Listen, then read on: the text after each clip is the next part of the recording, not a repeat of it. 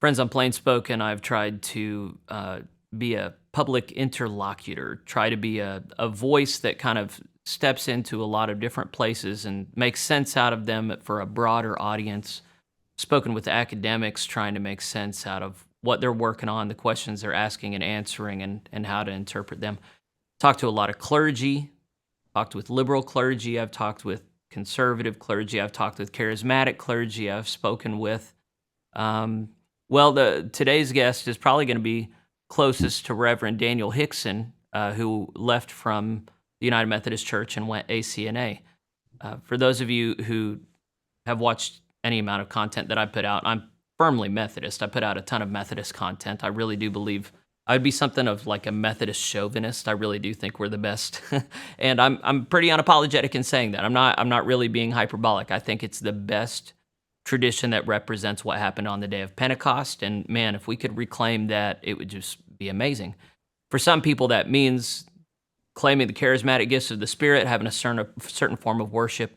But there are other people who are very much drawn to the roots in Anglicanism. Remember, John Wesley was an Anglican priest, as was George Whitefield and Charles Wesley and many other of the founding thinkers of Methodism. And so there aren't a lot of loud, bombastic voices pushing for a return to Anglicanism, but it does seem timely that at this time that you have the Global Methodist Church talking a big game about reclaiming Methodism, that we should be looking at our Anglo roots and what implications that might have for our present and what promise or hope it might have for our future. And so several months ago, a gentleman named Charles Bartlett reached out to me from California. And I assumed until we were talking just a minute ago that he was clergy, but this is a layman who started off within the Anglican tradition, went to the United Methodist Church, and is very much interested in the Methodist project. And he's on a different wavelength than I am, and I'm feeling like I have something to learn from this guy. So this is not somebody that I've coached, and we've already scripted all this out. I know some broad strokes about kind of him and his life, but he's going to tell me a lot of things that I don't know, maybe a lot of things that you don't know about Anglicanism, how it is that Methodism and Anglicanism do or don't overlap, how it is they could in the future, and then how it is he's kind of walked through that, especially as it deals with class meetings, which is something that Kevin Watson and many other people have been trying to reclaim and advocate, something that I've talked about, tried to do, and failed, something. If you haven't seen my episode with Pete Bellini, I did a series of episodes on trying to create accountable discipleship in the local church. I haven't ever been very successful at it. Mr. Bartlett here has been a part of a class meeting for a long time. He's very familiar with not just his Anglican roots, but also Methodist history and ecclesiology. So that's the setup that I think I can do right by. Friends, this is Charles. Can you say howdy, Charles? Hi, how you guys doing? You got a great audience, and I've enjoyed your shows, especially your coverage of the UMC conventions. Yeah, I wonder how I'm going to be able to do that in the future, because the copyright got a hold of me near the end of that. But we'll see. Hopefully can do something else in the future. Hopefully I keep my aware enough of what's going on there to be able to track what's going on. But anyway, we decided we're not going to talk too much about the UMC today. I'm glad you liked that, my contributions there. Today, I think the way we talked about it before we hit record is we're just going to hear your story. How did you start out? How did you get to where you are now? Okay, so my wife and I, we were married about 14 years ago. And one reason I married her, because she was an Episcopalian and I was an Anglican. And I had been previously in the Presbyterian Church. And the church I was in was a Westminster Confession church. And they took the regulative principle, which is you ought to do nothing unless there's an express proof of Scripture in terms of worship. Anything done without that express proof or warrant is not in faith and therefore a sin. So they were arguing in that church about praying with your hands clasped. That's not in Scripture. So their question was, are our prayers actually received? And that was a controversy there at that local church. So I was there, and I didn't want to, when I got married, I didn't want to argue about the prayer book. and I wanted to marry someone more like-minded. I was moving away from Presbyterianism. There's lots about the Presbyterian and Calvinist tradition I love, and I love how they take doctrine seriously and Scripture seriously. I think it's kind of a healthy thing to have sometimes, from time to time, those types of controversies. But I married her because she was Episcopalian. I was moving in an Anglican direction, and I began worshiping with her at, as we were engaged prior to marriage, at local Anglican churches. And these were not, if your hearers know, they were not ACNA, the recent new denomination that broke out of the Episcopal Church, I guess in 2010. These are Anglicans who left much earlier. So what you have to understand, this is probably also true of Methodism and broader Protestantism, as there's been waves of social reform. There's been groups that have been nervous about and uneasy about those changes, and they depart from the main line. So the continuing Anglican churches that we were attending were churches that left in the 1960s and mostly the 1970s, some 80s, a little late. Anything after that, they end up in ACNA. So it's very fragmented. If anybody is interested about the history of the continuing church, they can go to, I forget his first name, Walter maybe, Bess, his last name's Bess, and it's Divided We Stand. And he gets pretty much up to the history of the continuing Anglicans, the extramural Anglicans who left the Episcopal Church up until about 2008. So you can pick it up from there. But we were worshiping with the continuing Anglicans, and one of their marks is that they used the 1928 prayer book. So so since then, our family, as we've had children and added children to the number of our home, we've been using the 1928. And for the continuing Anglicans, the difference between the 1928 prayer book and 1979 is huge. And they mostly left the Episcopal Church over the introduction of the 1979 prayer book, also with the introduction of female priests in 1976. And so we were worshiping with them, and they tend to be very Anglo-Catholic. The ACNA was forming around that same time when I met my wife. And they were very aggressive and planning, not in a bad way, in a zealous way, in planting churches throughout California, especially where I'm at, which is Northern California. And the missionary priests, they were just getting lay people and starting missions with them and just handing them the book. It was the 79 prayer book, though. Handing them the 79 prayer book and then starting them off as like a mission work. And meanwhile, the continuing churches weren't doing anything. And it seemed like a very simple endeavor. And all you need is 2 or 3 that gather together in his name. And you can use a prayer book and you can start a mission, and you can extend the church. It seemed logical. And so I began contacting continuing churches. The place we were at, they were not interested in any kind of mission work at all. So I contacted other continuing churches that were in communion with the one that our church was in. And I finally came across the United Episcopal Church, and they were friendly to the idea. So we began a lay mission with them, with the UEC. And happily, I was on good terms with the bishop there. And he was, and the rest of the UC had a positive Protestant identity. So if you open up the inside cover of the old prayer book, it says the Protestant Episcopal Church. They have a Protestant identity. And in the very back section, of course, you have a confession, the 39 articles, and there's quite a bit there. But that, is of course a Reformation doctrine. It's not a hard Reformation, but, it's 39 articles is pretty, it's not, it's a brief confession, because like if you compare it to the Westminster Confession or the London Confession, that goes on, that's over 100. So 39 is very small. And I think there's a genius to things being brief and tidy like that. But anyway, they were open to letting us start a mission out here. Unfortunately, Anglican, the UEC had virtually no presence in the far west. And so we didn't have a non-parochial priest for about 900 miles from us, distant. So we had an arrangement when he'd come up and visit to give us the sacrament.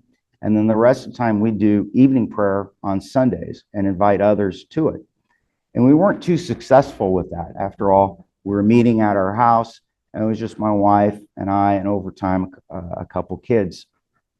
So I began, and we had, there's an old word called destitute. So we just had a lack of ministerial resources. So that's when I started reading about John Wesley and the Methodist societies, because my understanding was that the Methodists were mostly a lay movement within the Church of England. So it seemed appropriate. And I started reading about Methodist lay agency and sort of the practices they did. And, they did not take on the order or the practices of the parish church. Instead, they had rites and rituals that were related to their societies. And so we started doing at our mission love feasts and covenant service. And we invited a bunch of friends over for our love feast. And from there, begged them to be, encouraged them to be part of a class meeting. And one of the people there was a good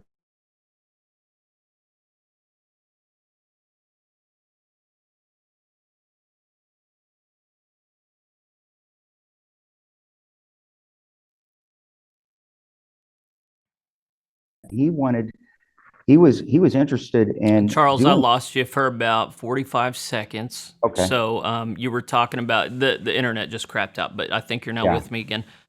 Talk with you said one of the people at the class meetings, and that's where you clipped out. So just start back at that thought. Thanks.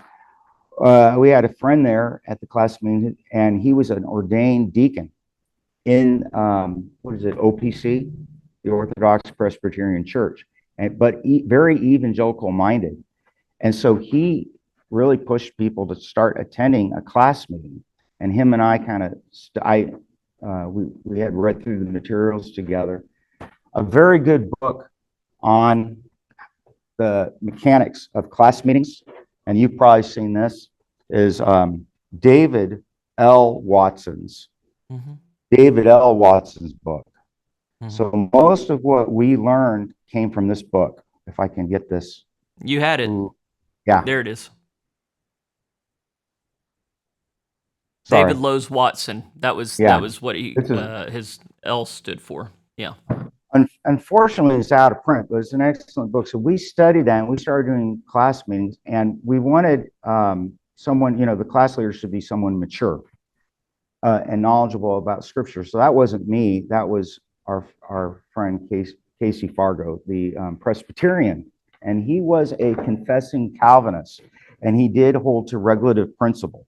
So he was a pretty strict Calvinist, but he was evangelical, and he saw the benefit of class meetings. So he led our class meetings for 4 years. And it's very different, reading about class meetings versus doing them. Well, it never got to be a large group. We never had a dozen people. We had maybe 7 to 6 for some period of it, but there was always at least 4 to 5 people. That was pretty much our steady number. So it was a half populated class, and we did it for 4 years. And the class meeting, and we used the original rule of John Wesley, the 1743 one. We used the original general rule, and then we also sang mostly from his collection of hymns. So we used, and that is something important, because it wasn't the hymns and sacred poems that the Wesleys wrote. Sacred songs. In the 1730s. Those were for parish setting. The collection is for a societal meeting, and it goes through all the steps of one's growth and grace and the wrestling with the Spirit. So they're very different materials, and there's a pedagogy with the collection of hymns. That's really important. Works well with the societies. If you're singing parish tunes, right? The parish songs don't really match. So I think that's important to keep in mind. But we use the collection of hymns. We were very original in our approach to Wesley. We did it for 4 years. And for both his family and my family, it was extremely edifying. We were constant in our duty. We've never been so regular in our family prayer and in our personal prayer life and our reading of scripture and our devotions as when we were in a class meeting following Wesley's rules. So, and it was true for his family as well. I've told other ministers we've met, I said, my wife and our family does very well in a community setting where there's accountability. That's where we thrive. And we knew that from the class meetings. We don't do so well on our own when we are just accountable to ourselves because we make sorry excuses for ourselves. We're very good at excuses, but we did really good. And that's where my wife really felt closest to the Lord, was when we were being accountable and coming and confessing sin and carrying each other's burdens in the setting of a class meeting. So it's very good. And that, after a while, became, sort of my litmus test when visiting other churches. Do they do something like the class meeting? We found no one really does class meetings, even in the Methodist church. I contacted some global Methodists here on the West Coast, and they were mostly tied up with the formation of the new jurisdiction and the politics of that. And they really weren't on the accountability meeting yet. There was one church in Southern California that had been doing class meetings, but kind of ended it. So they're touch and go. I contacted a lot of the Methodist churches that were sort of parallel to the continuing churches, meaning they left in the 60s and 70s, and they didn't even know what class meetings were. Right. I talked to a Bible Methodist, and they thought it was like a class schoolroom at first. So I was really kind of amazed by that something so fundamental, the sinew of the societies for John Wesley would be the class meetings. That a lot of modern Methodists, they're more like Baptists, right? In their ethos. Let me rehearse some of this history for an audience, because a lot of people, even if they watch me for a time, they might not have caught my stuff with, I did interview Kevin Watson, who wrote this book, Doctrine, Spirit, and Discipline. I still have it out from our interview because I'm lazy. But he is one of many voices, including David Lowes Watson, who has reconstituted some of this history that prior to the 19th century, in order to be a Methodist was to be a faithful participant in a class meeting. So the class meetings were to answer the question, how is it with your soul? Every single person had to speak to their own walk with the Lord, fully expecting that the Holy Spirit would work within them and holding one another mutually accountable to the general rules, which were not just broadly do no harm, do good, and attend upon the ordinances, but there were specific things pertaining to each of those three that they were expected to do and not do. Right. And if they were held faithless in those, or just not attending class enough, they were kicked out. And so it was an exclusive society alongside of the Anglican Church, which was the National Church of England.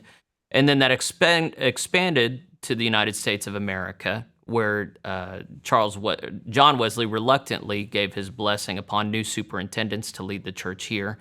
And in the midst of America splitting off from Great Britain, became its own denomination where the class meeting was still mandatory and normative. And that didn't end until the Sunday school phenomenon took off and supplanted class meetings, and class meetings were not made mandatory anymore. So ever since then, we've seen a decline in Methodism, in the vigor, in the power, in the distinct identity, and there have been movements in the holiness tradition that have split off from there, but there have also been those of us who've stuck and said, we need the form and the power of righteousness back. We need to reclaim the heritage that we've got. And there have been many people like you who have said, well, if you really want that, then that's in reclaiming the class meeting. And I just can't help but notice that no matter what Methodists we're talking about, Free Methodists, Wesleyans, United Methodists, Global Methodists, none of them seem to be able to muster whatever it is that requires reclaiming this institution. So Joshua Nelson was a name I should have brought up earlier. They're the Barnabas Conference, and he is ACNA. But there are many within the ACNA or other Episcopalian or Anglican groups that have acknowledged John Wesley and the early Methodists had a hold of something. And so if we can reclaim his structure as well as the culture of the Book of Common Prayer and the form of worship that we had, these things coalesce to something that is actually quite amazing. But it sounds simple when you say things like that, but then actually pulling it together is one thing. And then once you pull it together, making it work is another thing. And so how do you feel? I think I summed that up okay. Where do we go from here? Right. Well, I mean, people hate class meetings because you have to confess your sins toward another, right? So one of the things is, I think, Wesley, when you look at, he had a complete structure. So it's not something you want to turn your back on and then write your own general rule or write a whole new discipline to accommodate. He had a structure, and he was aware of, the estates of the soul, the struggle of the soul that it goes through. So one of the things is the class meeting. You got to keep in mind the class meeting and band meeting are two different things. Mm-hmm. And you can't get to a band meeting. A lot of people like to skip straight to the band meeting because there's hardly any rules there. So once you get beyond the 3 headings, you have 25 subpoints among the headings. So there's quite a bit of meat to the general rule. And the general deals with very specific things like your Sabbath keeping and very general things like redeeming time. So there's so many ways you can basically interrogate the soul, right? And find out what you're trying to do is find a cancer in your own person, and then cut out the old man slowly. And you can't do it all at once. The operation can kill you. So you tend to start something with easy, like, well, how's your Sabbath attendance? And you don't know people, really. People are good. They lie to themselves and to others. And so you're kind of like peeling back layers of an onion, and you start with like something like Sabbath attendance, which is fairly easy and straightforward. How did you spend? And if they backslid on their Sunday keeping, then you can ask why, right? What is the temper that rules you that would cause you to do that? And you learn more and more if you're a class leader, that is, but also someone sitting and listening, because the advices are open. Everyone can give advice, but the class leader steers it. He's the facilitator, and he starts it. And he also confesses the state of his own soul, so people don't feel so vulnerable, right? And if you don't want to confess at a meeting, you don't have to. You can be passed over, and they can move on. But what it is the class and the band are two separate things. By the time you get to the band, it's assumed that you have written all the general rule of the class meetings into your heart, that you're already doing that as a habit. So the band meeting goes much deeper, right, into your interior. But the class meeting is kind of, in comparison, superficial, and you have all these rules set up, so you have a structure to confess, and you know what to go in and talk about, and you don't have to go deep into the darkness, right? You can start with your Sunday attendance, and you do one thing at a time. Once you get the Sunday attendance squared away with, and you start walking strongly in that, then you can move on to the next thing. You can go on to, what kind of, what is it? The fighting and the quarreling. And that's common. That happens in everyone's home and in church, unfortunately.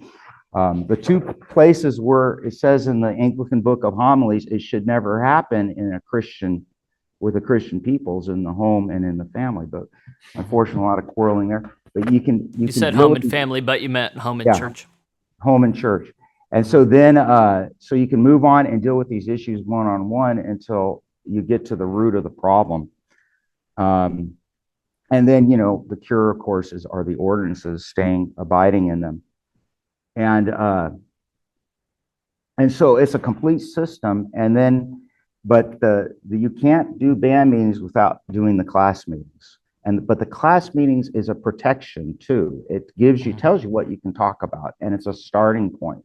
So you don't have to worry about, you know, the worst possible embarrassment, I think. I think people are scared to do class meetings because they don't want to confess and come off being weak in front of others, the eyes of others.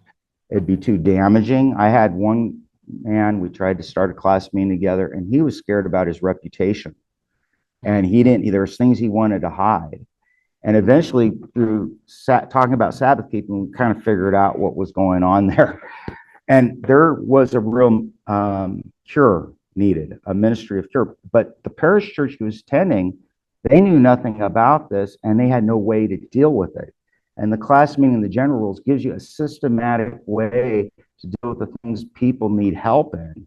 And you're not there to embarrass them or to create a public scandal. You're there to help them in their walk. And that's one reason why the class leader gives up something of himself at the meeting. So we know that everyone is, be treated fairly. And then, what else? So let's talk briefly about, well, it probably won't be brief. Pete Bellini and I did a mini series intentionally on this because he noted in a private conversation that a lot of Methodist churches have small groups of some sort, but they don't really approximate the level of intimacy or accountability of early Methodism. And so we intentionally tried to lay out just some of the theological groundwork for why such groups are needed and what the hallmarks of them are. And he ended up not even really advocating for class meetings. He was much more about one-on-one coaching where there's a differential of vulnerability. And there's probably a lot of really good to that. I got a lot out of that. But what you're talking about here is not the same thing as what Bellini was pointing to. You're talking about something that very few people want to do at this point. And you've already talked about a couple of reasons for that. One is a lot of people are lying to themselves because they can't deal with reality, and they don't have, I'm putting my own language on it at this point, they don't have a robust doctrine of the fall or depravity or anthropology, all these things around just how messed up we all are naturally. And part of that has to do with reputation and other people seeing us. It's partly others, but it's also partly self, because when we realize how bad off we are, it's really embarrassing, especially if you've been in the church for a long time. You've been sitting in a pew for years. You've been giving money to the church. You've been on committees to reveal how anemic your faith is. And I think that's where Methodists in particular are at, is we all want to imagine, well, we've been Methodist all our lives. Of course, we've been sanctified to some degree.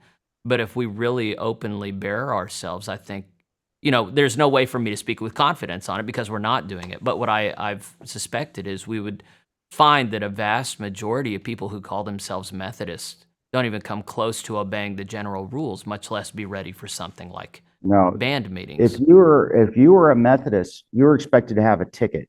Then you were a Methodist if you had a ticket and you were in good standing. And so I think most of us, our tickets would be taken from us. We'd be hardly that. But, at the Methodist meetings, they did have also hearers who were not formal members, but they would come and at least listen to the preaching services. So I think the big confusion happens. Another confusion is we try to make Methodism the church, right? What happened is the Methodists wanted a church, and they started adopting elements and characteristics of a parish system. And the societal part was forgotten. But these are two different things, and I don't think you can really get them to work too well by superimposing them and making them identical to each other. I think we need to keep a difference between society and the parish or the church. So there was about 100 years in America where we did try and combine those two. And to talk to some people who've read that period of history, they think, a lot of them, that we did it quite well, but you wouldn't be of one mind with them. I think that's the root of the problem, that we try to make them identical.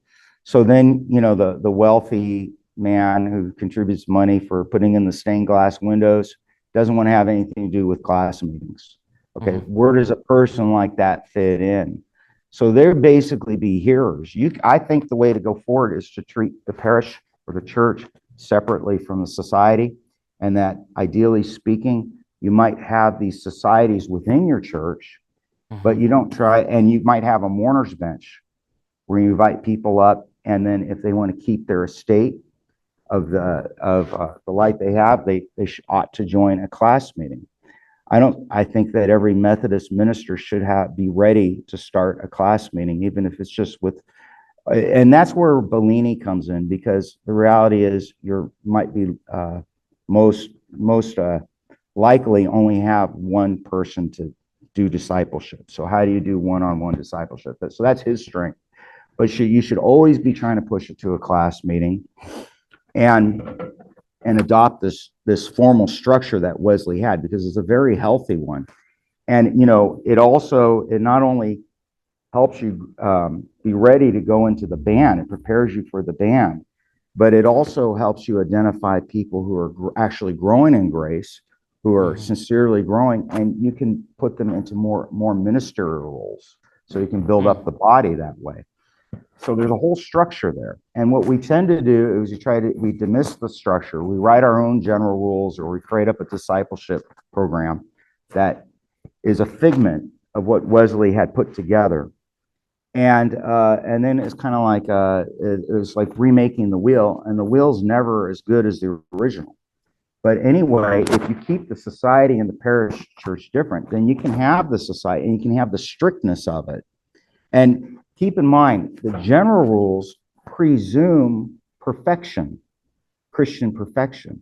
So if you don't have a high bar, if everyone has different bars, right, of holiness, you've lost. I mean, the general rule means common.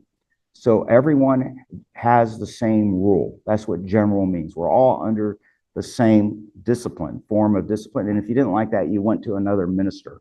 But if you were with John Wesley as your father and God, you had the same discipline.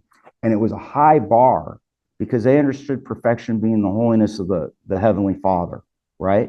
If it's anything less than a high bar, then you're dealing with probably a more worldly bar. So everybody was under the same standard of holiness, and that was tied into entire sanctification and Christian perfection. And if you're not strict, you're sort of denying those doctrines, right? You're not being true to those doctrines, in my mind. And let's talk, before you keep on this track, we need to talk about, and I don't know how much you've done the historical demographic stuff. This is stuff that I'm needing to read more about. But John Wesley and the people called Methodists, he largely, this learned academic, grew up poor, knew what it was to be poor. Methodist revival very much focused effectively on bringing poor people into these united societies where they were held to this high standard. Not perfectly. Sometimes he'd have to come to a society and remove a quarter, a third of the membership. But even so, this is the sort of thing where right now the line that the Global Methodist Church is walking is, we're this big dynamic movement, we're growing, we're bringing all these people in. We don't want to chase them out. We don't want to have this high standard that hardly anyone's going to meet. And then we got to do these tickets, and oh, shucks, you didn't get your ticket. And this is pretty much synonymous with the church, so don't even show up to church. Like, that's their nightmare. That they have no interest in that. So when we started moving towards the GMC, there was all this talk of reclaiming class meetings. But when we're talking about realistically rebuilding what has been lost, one of the things I hear you saying is, well, keep the two separate. Don't make the denomination synonymous with the society. Allow the society to be something of a parachurch movement that's often linked to the church, but not synonymous with it. And I think that's a worthy thought. But the larger thing that I'm interested in is, right now in America, demographically speaking, the number one demographic running from the church is the poor. But upper middle class, no, there is no class of Americans really interested in being held accountable right now. There's a huge market for telling people that they're going to make it to heaven even though they're being disobedient.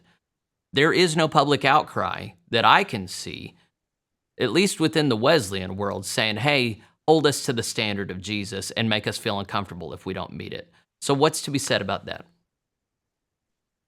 Well, they can have that, right? In a parish setting, they can have those things and be hearers. I attended an evangelical church, and once you pass their catechism class, now they weren't Wesleyan, but once you pass the catechism class, then you could take communion, and you did that separately on another day. And then what Sunday was just a preaching service. Mhm. So if you go back to the parish versus society model, all the hearers can gather and have communion and give their tithes and offerings on the Sunday morning in the parish that you've made. And that's what Methodism became. It just became a parish system. It lost the class meetings. But the class meetings met at different times, like Thursday evenings, or during the weekdays. And then that was the group that had been awakened and were ready to be serious in their faith, right? And in the need and the hope of salvation, which the class meetings were a sure way of doing that, rather than leaving people to their own wiles, which I think is unkindly. I think, therefore, whether or not people are interested in class meetings or the Wesleyan system on the parish level, I think every parish minister should be ready to have some kind of class meeting in the works. Well, on the the side. struggle is going to be one of the articles that we have is a rejection of supererogation, which is the notion that you can be like a super apostle or go above and beyond in your faith. There's only one standard. It's Jesus. We all have to meet it. So to create a church environment where there's like the base level, whatever, and then you have the super erogated super Christians that are part of the Methodist society, that there's something endemically corrosive about that. So it's not that you're definitely right. There's been a distinction between initiated and uninitiated in the church from the very beginning of history. But to create this notion of first and second class, third class, you got your normal church attenders, then you got people in the class meeting, then people who go to the band meeting. While that makes sense theoretically, does that not create a spiritually corrosive works-based environment? Yeah, well, so how I guess I'm just talking off the cuff, but how is pride being fed here in a system like that? Is that creating a lot of spiritual pride? Right. Well, you're supposed to confess at the class meetings, and it's very humiliating. It's not fun. It's kind of painful. One thing we did at our class meetings, which was very good, and you're going to have different ways of conducting class meetings from class to class, right? Leaders are going to have different things that they're going to introduce, practices they want to introduce. One thing we did is, if you confess to sin at a class meeting, our class leader would follow up by saying, well, did you ask God for forgiveness when you did that sin? And a lot of times we said, no, we didn't. We just knew we did something bad. And then he goes, well, what would stop you from confessing your sin right now? And we'd prostrate ourselves and confess our sin in front of the small group. And that wasn't Do you fun literally to mean do. like fall down on your face prostrate, or No, just like, that's the okay, ancient church. That's the ancient yeah, church. We didn't do that, but we would, just kneel or clasp our hands and pray for forgiveness there on the spot, right? Why waste time when we don't know the next hour? So that was a practice he wanted to introduce. If in your private life, if you sin, to confess, but that was humiliating. So I think there's a lot of opportunities to cut the root of pride, so long as you're in a disciplinary system like classes and bands. And but yeah, you're right. There is a danger. Mind you, in the society, if you keep to a society format, there is no excommunication.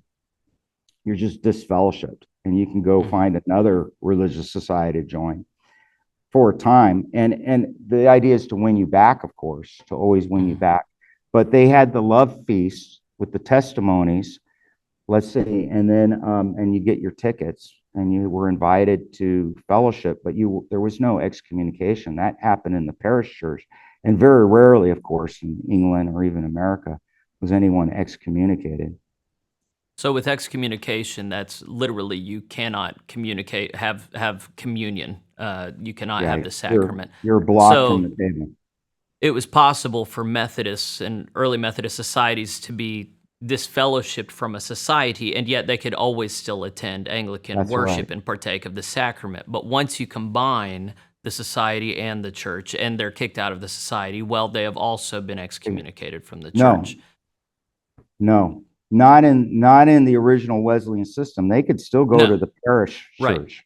Yeah, Right. that's why you're saying In that the if we American, don't keep them separate, if we do what we did in yeah, America for 100 years and have yeah, okay, so I thought I had said something wrong. So, and that's the problem with having the society synonymous with the church, yeah, and I hear you saying, well, okay, what would keep people from this pride of supererogation would be the confessional nature of these groups. yeah, I'm not primarily even worried about them. I'm worried about the spiritual impact of people who are not interested in discipleship on that level, knowing that they're sitting in a church with a bunch of people who are, and the kind of envy and resentment of, oh, they think they're so holy. Oh, they think they're better than me. I don't think that faith is about these groups. It introduces a tension into the church that is just so hard to surmount unless everybody steps up, or you don't,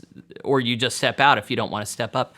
So I think kind of what we're looking at in America right now is this sifting or culling where along church lines, you'll find churches where the standard is here and other churches where the standard is here. But to have a church body, so like, okay, if we had a national church, kind of like the Anglicans had in Great Britain, and there's only one denomination, and then you have these weirdo dissenters, and who cares about them? But if you had just one church that everybody in town went to, this would make sense to me. But as it is, we have all these different denominations and non-denominational churches that set the bars at completely different places. It just seems to me that the place we're at right now is, if you're going to be a denomination, you hold the same standard for everybody.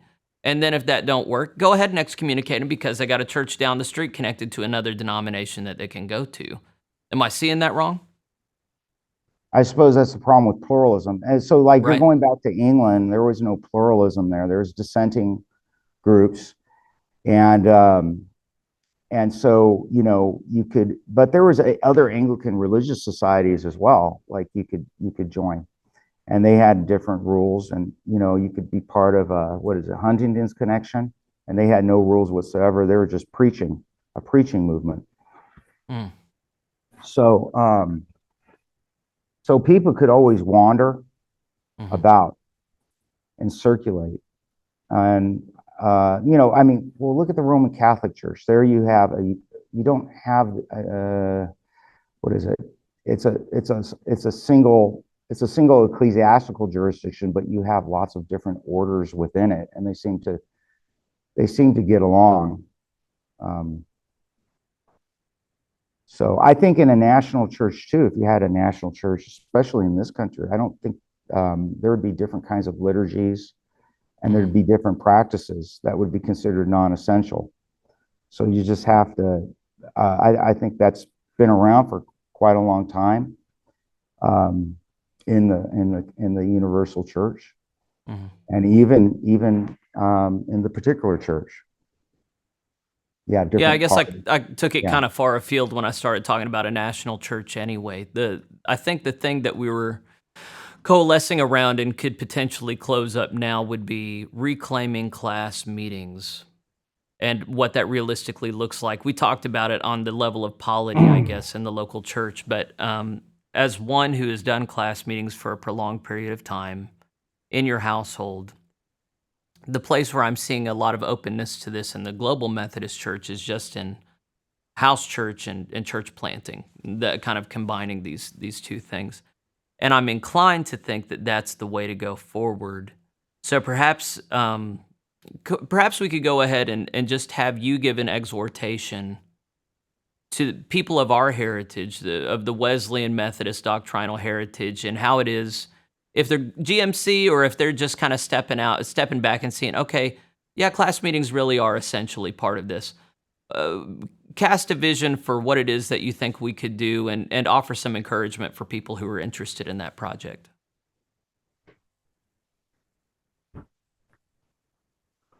Let's see. I had to dig up in the archives the general rule. I would begin with getting the general rule and studying that and trying to implement it in your families don't work well in marriages to do the general rule, between husband and wife. You could do that, but it's always better to have another family or person involved. And you can begin to walk together under the old general rule and become familiar with it. One of the things that the Methodists used were class papers, and I don't hear that spoken of much, but they're really important if you're going to get through a group, even of like 5 or 6 people, because it takes a lot of time to talk about how our week went. A lot can happen in a week.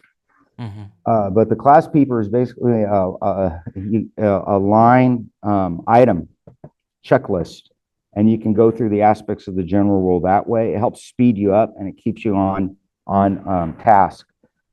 But you can use a class paper and then fill it up. And it's Are you talking about, what's a class paper? I'm not familiar with what this is. I doubt many people are. Okay, so a class paper is how the class leaders kept notes and a record of their meetings. And they used abbreviated forms like a period. If they felt you were justified, they'd note whether or not they keep a record of your attendance, whether you miss meetings or not.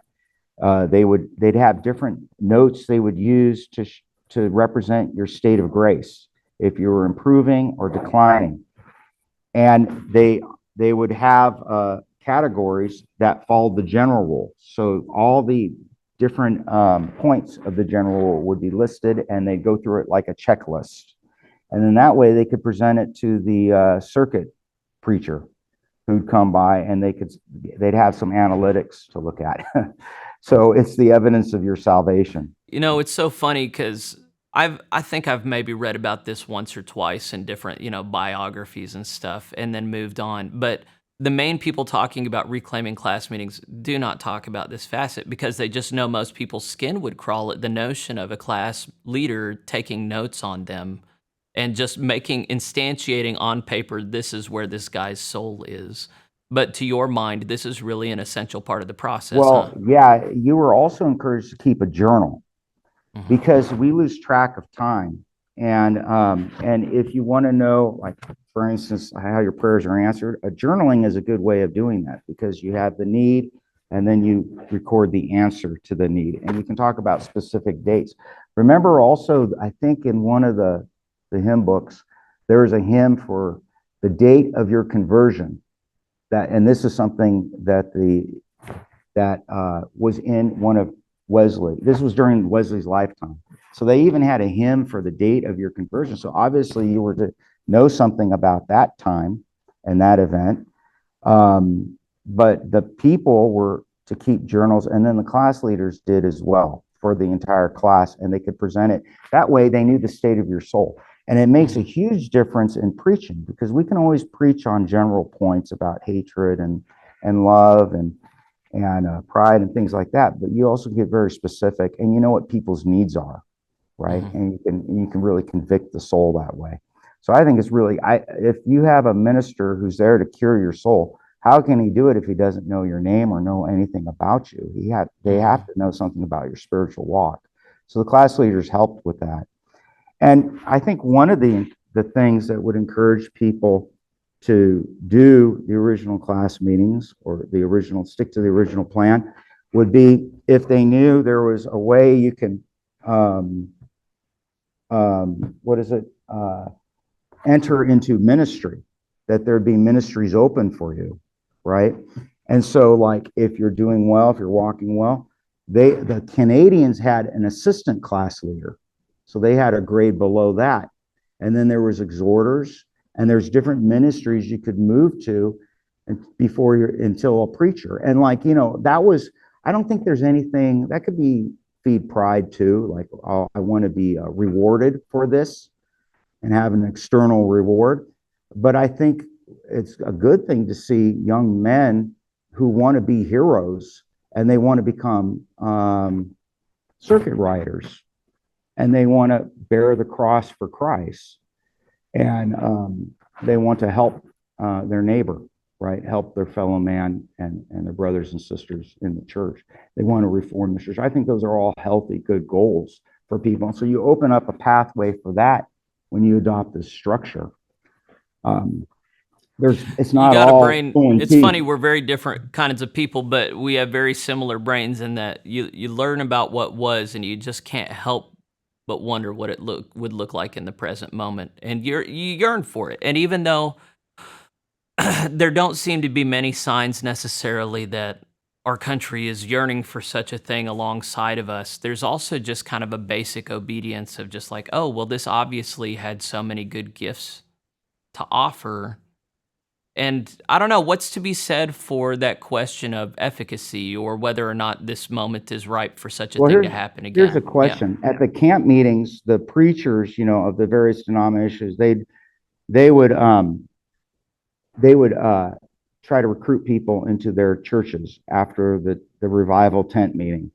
And so the Methodists were there, and they'd try to get people into the class meetings. And I think the question is like, if you've had some kind of awakening, do you want to lose that? Do you want to fall asleep again? Do you want to fall from grace? And we have a sure way of keeping you in grace and to grow in that. And so wouldn't you be interested in the blessing and the joy that you have right now, just to increase it and to guard it, right? Like a sacred flame. But the question is, so that's at the tent meeting level, but in the parish church, you could do that same call for discipleship there. So are the parish ministers or the Methodist ministers today, are they inviting people to class meetings, whether the meetings are being attended or not? Is that in the repertoire of the minister? Does the minister know how to conduct them, for instance? But they should always be offering class meetings for people. Now, if you look at the prayer book, this is the Anglican prayer book, there's an exhortation for Holy Communion, to come to Holy Communion, right? And included in the exhortation is if you had any doubts that you could meet with a minister, which presumes some kind of confession with the minister for godly conversation. If you had any doubts and you needed further encouragement. So basically, why don't we do that? Why don't we do exhortation when communion is coming? Not that we're going to ban people for not being serious Christians, because these are children and we love them all. We don't want to lose a single one. But are we, as we approach the season of communion, are we exhorting people to be ready and to be prepared even for the next Sunday? Because go back to, 79 prayer book doesn't have this. But if you go back to any of the older versions of the prayer book, you can read the exhortations. You could read them in church. And then, included in that, if you need, some counseling or advice, because remember how the general rules started. I think he said there was 9 people who came to him and they sought him out asking for advice.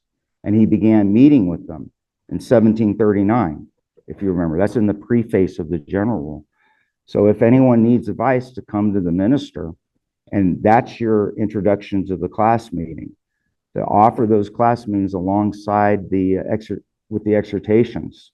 But are we exhorting and inviting people to class meetings, period? Or any kind of accountability group? Is it even mentioned in the announcements or after the sermon?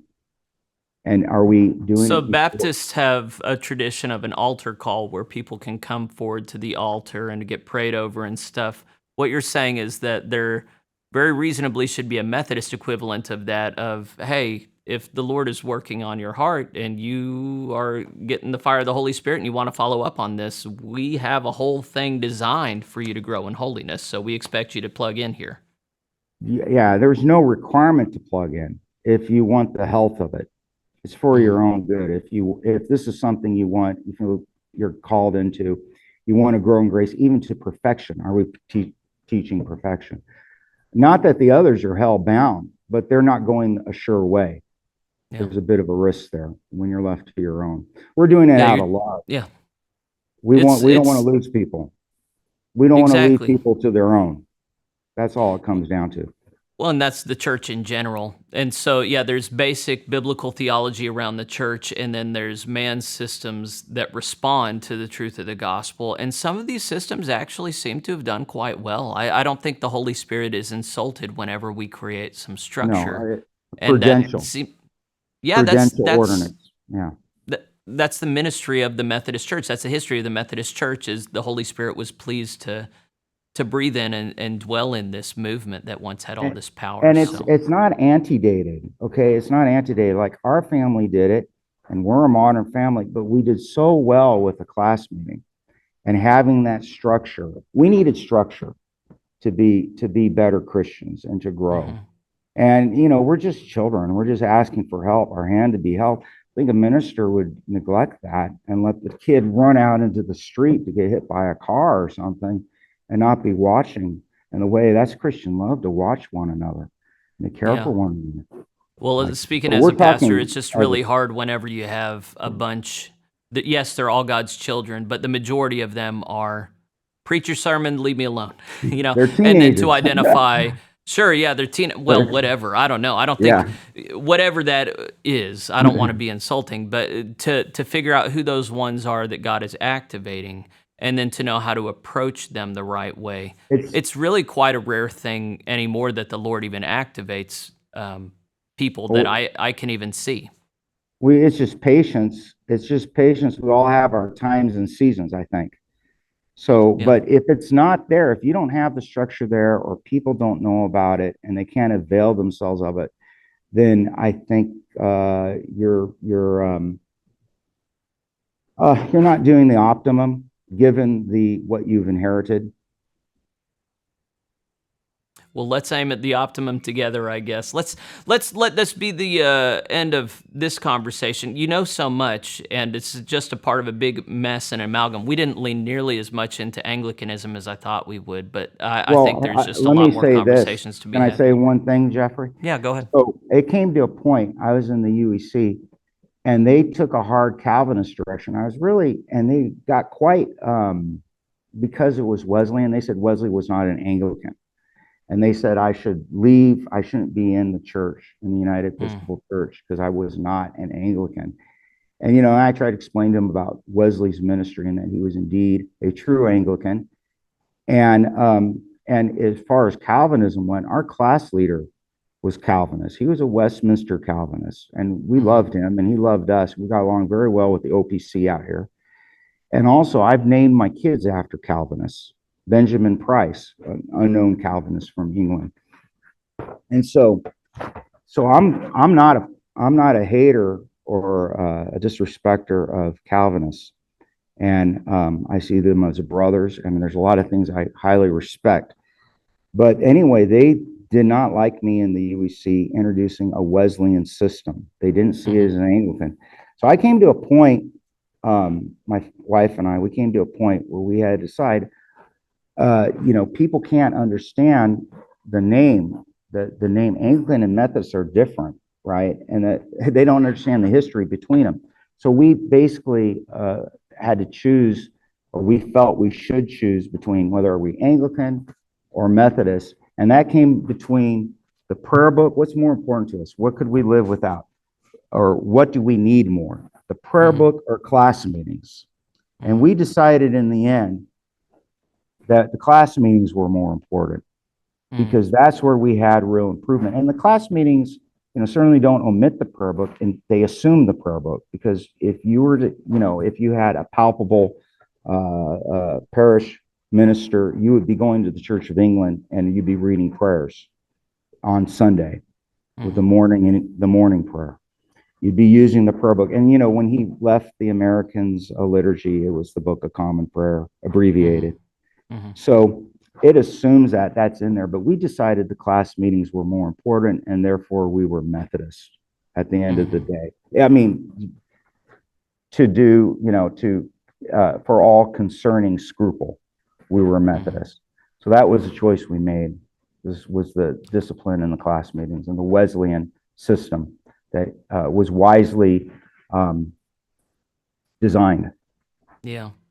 Well, it's always a wonderful thing to meet laity who take the faith as seriously, and as you and your family have done. It's a rare thing, but it's Methodism was once known for having a robust and earnest laity, and man, I hope we have a future where there's a lot more like you. So thank you for spending time telling me and my audience about your story and some important history and practice that we should know and we don't. So thank you for bearing with me in particular.